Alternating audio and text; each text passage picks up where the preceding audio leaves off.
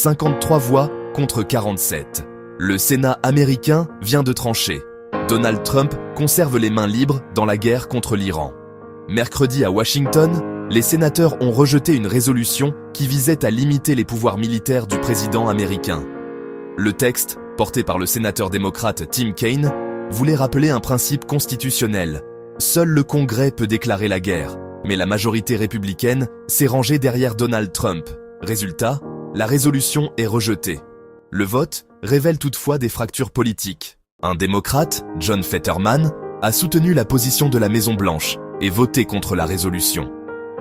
À l'inverse, un seul républicain, Rand Paul, s'est opposé à la ligne de son parti et a voté pour limiter les pouvoirs du président. Au cœur du débat se trouve une question juridique essentielle. La guerre a-t-elle été lancée légalement ? Donald Trump affirme avoir agi face à une menace imminente de l'Iran. Une justification prévue par une loi américaine de 1973 qui permet au président d'engager une action militaire d'urgence sans déclaration formelle de guerre.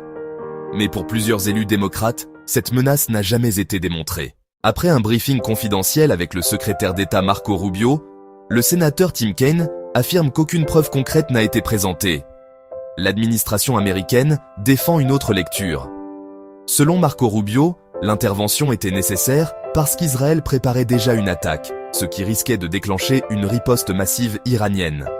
Pour l'instant, la majorité républicaine reste donc alignée derrière Donald Trump.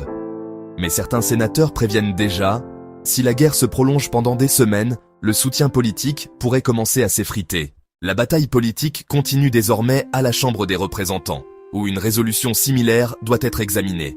Mais là aussi, son rejet semble probable. En clair, à Washington, la guerre contre l'Iran devient autant un débat constitutionnel qu'un conflit militaire. Si ce genre d'histoire t'intéresse, abonne-toi. On parle tous les jours du Maroc et du monde ici.